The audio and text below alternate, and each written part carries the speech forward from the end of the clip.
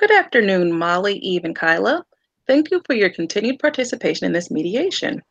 It's been my experience that a follow-up session fortifies the agreement and gives an opportunity to address any issues that may arise once the agreement becomes a reality. As we've discussed before, I'm here to help guide you as you explore ways to resolve the issues presented. Once again, let's take a moment to silence all cell phones and remove them from view. Please keep your agreements of confidentiality and respectful listening and speaking in mind. At our last meeting, we came up with an agreement to provide solutions to the topics that arose between the three of you. Is everyone okay with briefly reviewing the topics and agreements? Absolutely. Yeah, I would like that. I need to refresh my memory. Sure. Great. To address the topic of feeling attacked and excluded, Molly, Eve, and Kyla, you agreed to being direct, respectful, and open in your communication when seeking a resolution to any offenses you feel have been committed. This also creates a guideline to solve the topic of future communication issues. As a resolution to the topics of lack of sleep and when Eve can play her music, Eve has agreed to take a longer route home from work and lower the volume when she enters the neighborhood. The sleep patterns of neighbors will not be disturbed by her music, and she can take the time to decompress a long day of work. The times between 9 a.m. and 7 p.m. have been designated as acceptable hours to freely play music in Eve's car or her home. Does this sound correct to everyone? Yes. Yes, thank you for going over the topics and agreements. I can admit that I had forgotten some of the other topics because I was so focused on your suggestion of respectfully approaching Eve. Kyla, how do you feel you did with your targeted area of focus? I think I did a good job. My kids were playing outside one afternoon and I had the opportunity to introduce them to Eve.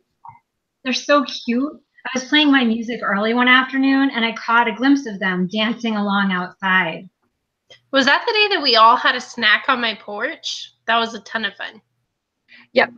Molly shared some goodies from her bakery with us and we all hung out for a while. I think that was the first time we had a positive conversation with each other in the neighborhood. Before we started this mediation, the only times we communicated were to argue about my music. Eve, it sounds like it is meaningful to you to have friendly interactions with your neighbors. It really is. I felt angry and defensive whenever I would see you guys before, but now I feel safe enough to wave hello.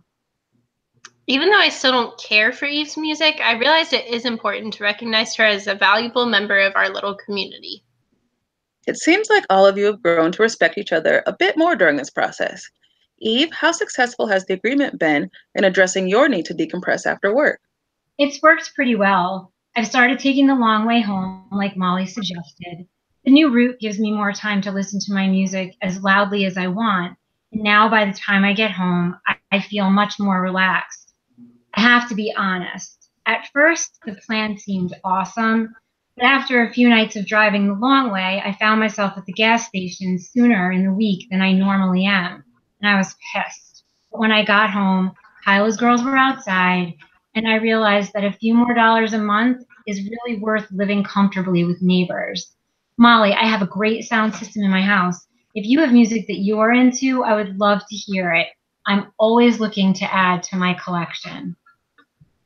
I feel more relaxed now, too, knowing that my little ones get to sleep through the night.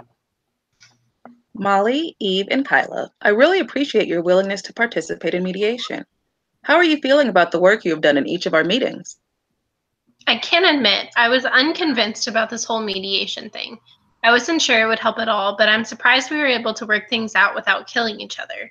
Eve, that's great about the music. I really would love to come share some of my favorite stuff with you. I was leery about the process too, Molly. I was nervous about being made the bad guy, but now that I've learned more about Eve's situation, I feel more at ease talking to her. I'm going to read the agreement you signed last week, and I would like you to follow along in case you feel like there are any changes that need to be made. We three neighbors desire a safe and enjoyable neighborhood that will foster relationships. We are open to working together to meet the needs and desires of each neighbor in a respectful way and agree to the following. 1, in the evening, when Eve pulls into the neighborhood after work, she agrees to turn down her music to a noise level she alone can hear. 2, Kyla and Molly agree to approach Eve respectfully to bring music volume issues to Eve's attention. Kyla and Molly also agreed to not only speak to Eve when there is conflict, but to also make a point to speak to her in a friendly manner when they cross paths. 3. In the event Eve is home during the day or any time after 9 a.m. and before 7 p.m., Molly and Kyla agree to be tolerant of Eve's music played in her house or in her car as she comes and goes. 4. Molly, Kyla, and Eve agree to be open with the person who has in some way offended them and seek to resolve the issue between the two people. This agreement still works for me. I don't think I have anything to change. I don't have anything to add to it either. Me neither. You have all accomplished so much, creating topics, coming up with solutions, and maintaining our process rules. I would like to reconfirm that we will keep all private information confidential. Thank you for your participation, and I wish you all well.